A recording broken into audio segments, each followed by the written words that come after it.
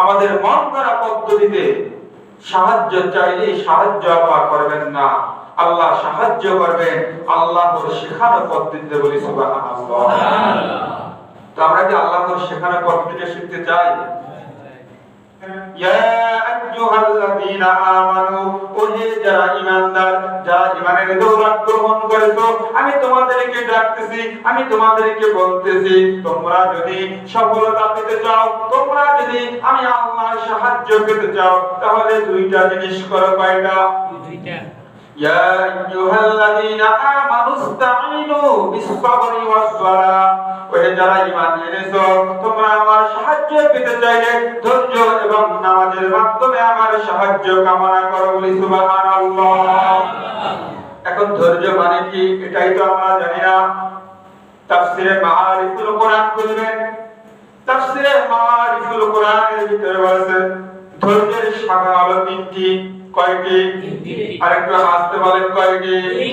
আল্লাহ রাব্বুল আলামিন যাদেরকে জবান দিয়েছেন, জবান ছেড়ে দিয়ে বলেন ধৈর্যের শাখা কয়টি? তিনটি। এক নম্বরে আল্লাহ রাব্বুল আলামিন বলেছেন ধৈর্যের প্রথম শাখা হলো তুমি সকল হারাম এবং খারাপ কাজ থেকে দূরে থাকবা। এক নম্বর কাজ কি? হারাম এবং খারাপ কাজ থেকে দূরে থাকতে হবে। দুই নম্বরে নিজের নফসকে আল্লাহর ইবাদত এবং আনুগত্যের উপরে বাধ্য করতে হবে। কোথায়? আল্লাহর ইবাদত এবং আনুগত্যে। তিন নম্বর হলো যখন কোনো সামনে বিপদ আসবে, বালা আসবে, মুসিবত আসবে, কষ্ট আসবে, তখন ধৈর্য ধারণ করে ভরসা করতে হবে কেবল কার উপরে? আল্লাহর উপরে। আমরা শুধুমাত্র তিন নাম্বারটাকে মনে করি ধৈর্য। অথচ তাফসীরে মাআরিফুল কোরআনের ভিতরে বলা হয়েছে ঠিক কথাটা এভাবে বলেছে, অধিকাংশ মানুষ জানি না প্রথম দুইটা ধৈর্যের দুইটা শাখা। আর ওই তিন নম্বরে আমরা যে বসে থাকি আল্লাহর উপরে সুপর্দ করে থাকি, ওটা হলো ধৈর্যের তিন নাম্বার শাখা। এখন একটু বলেন তো ধৈর্যের তিনটা শাখার দুইটাকে বাদ দিয়া একটা যদি গ্রহণ করি ধৈর্য কি হবে? আর একটু আসতে বলেন। কথাগুলো বুঝলে কথা বলবেন, কথা না বুঝলে বলার দরকার নাই। তাফসীরে মাআরিফুল কোরআনের ভিতরে বলেছেন ধৈর্যের শাখা কয়টি? তিনটি।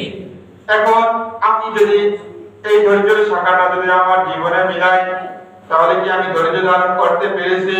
না। অথচ আল্লাহ রাব্বুল আলামিন বলেছেন তোমরা ধৈর্য ধারণ করো আর নামাজের মাধ্যমে আল্লাহর সাহায্য কামনা করো। আমরা তো আল্লাহর সাহায্য কামনা করতে পারি নাই, পারছি? হাদিসের ভিতরে এসেছে আল্লাহ রাব্বুল আলামিন কাল কিয়ামতের ময়দানে ধৈর্য ধারণকারী ব্যক্তিদেরকে ডাকবেন, ফেরেশতাদের মাধ্যমে তিনি ডাকবেন। ফেরেশতারা ডাকবে আইনা সাবিরুনা, আইনা সাবিরুন। দুনিয়ার বুকে যারা ধৈর্য ধারণ করেছিল তোমরা কোথায়? তোমাদেরকে আল্লাহ রাব্বুল আলামিন ডাকতেছে। যারা ধৈর্যের এই তিনটি শাখা অতিক্রম করবে, দুনিয়ার বুকে এই তিনটি জিনিসের মাধ্যমে যারা তিনটি শর্ত অবলম্বন করে যারা ধৈর্য ধারণ করতে পারবে, কাল কিয়ামতের ময়দানে শুধুমাত্র তারাই দাঁড়িয়ে যাবে। বলি সুবহানাল্লাহ। তারা দাঁড়িয়ে যাবে।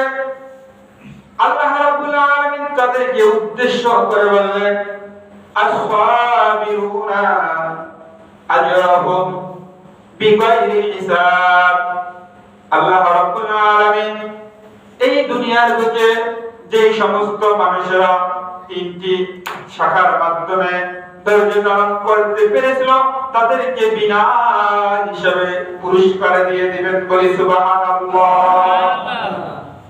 অন্য হাদিসে এসেছে বিনা হিসাবে পুরস্কার দিবে। পুরস্কারটা কি? পুরস্কারের নাম হলো জান্নাত। বলি সুবহানাল্লাহ।